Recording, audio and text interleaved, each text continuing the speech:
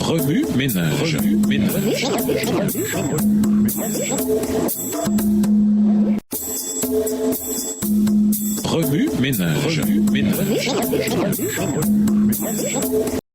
Bienvenue dans votre émission. Remue ménage. Nous voilà à la leçon de lundi, interpréter la perle de grand prix. Tout comme le trésor de la première parabole, la perle de grand prix de la seconde parabole représente aussi Jésus. La valeur de Jésus et de son évangile dépasse tout ce que nous pouvons imaginer. En Christ se trouvent cachés tous les trésors de la sagesse et de la connaissance divine. Colossiens 2, le verset 3. Dans ce monde et dans le monde à venir, tout ce qui peut satisfaire les besoins et les désirs de l'âme humaine se trouve en Christ. Tout comme la perle blanche et pure est parfaite, sans l'influence de l'homme, rien de ce que fait l'homme ne peut améliorer ce précieux don de Dieu. Le marchand de la parabole représente ceux qui recherchent la vérité. Certains cherchent parce qu'ils sont insatisfaits de la religion officielle, tandis que d'autres cherchent un sens, une valeur et un but dans la vie. Seul l'évangile de Jésus peut véritablement combler le vide en nous. Dans la parabole, le marchand vend tout ce qu'il possède pour acheter la perle. L'argent ne pouvant acheter le salut, cette transaction évoque quelque chose de plus profond. Le prophète Ésaïe dit: « Oh là, vous tous qui avez soif, voici de l'eau, venez. Même sans argent, venez. Prenez de quoi manger, c'est gratuit. Du vin ou du lait, c'est pour rien. » Ésaïe 55, verset 1. Dans le livre de l'Apocalypse, Jésus dit à l'église de la Odyssée: « C'est pourquoi je te conseille d'acheter chez moi de l'or purifié au feu pour devenir réellement riche. » Apocalypse 3, verset 18. Que sacrifions-nous quand nous nous donnons entièrement? Un cœur souillé par le péché. Extrait du livre Jésus, chapitre 5, page 70. En retour, nous recevons le pardon, la miséricorde, la puissance et toutes les richesses du ciel de la personne de Jésus-Christ. Ellen White donne un aperçu fascinant de cette courte parabole. La parabole du marchand de perles fines a deux sens. Elle ne s'applique pas seulement aux hommes qui soupirent après le royaume des cieux, mais aussi au Christ qui est à la recherche de son héritage perdu. Divin marchand en quête de belles perles, il a discerné dans l'humanité la perle de grand prix. Il a vu la possibilité de sauver l'homme souillé et ruiné par le péché. Les cœurs qui ont servi de champ de bataille aux assauts de l'ennemi et qui ont été délivrés par la puissance de l'amour sont plus précieux aux yeux du Rédempteur que ceux qui n'ont jamais péché. Dieu ne considère pas l'humanité comme indigne et souillée. Il la voit à travers son Fils et sait ce qu'il peut devenir grâce à l'amour rédempteur. Il a abandonné toutes les richesses de l'univers pour acheter la perle. Texte tiré du livre Les Paraboles de Jésus, la section La Perle, à la page 96, écrit par Ellen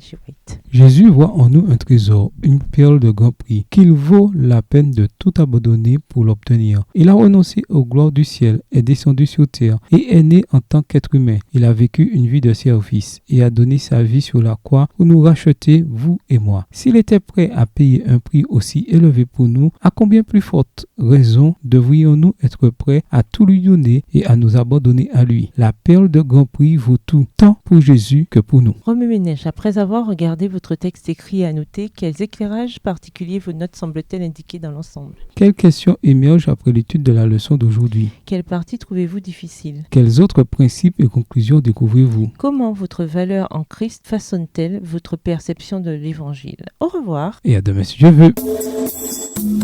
Remue ménage. Remue ménage.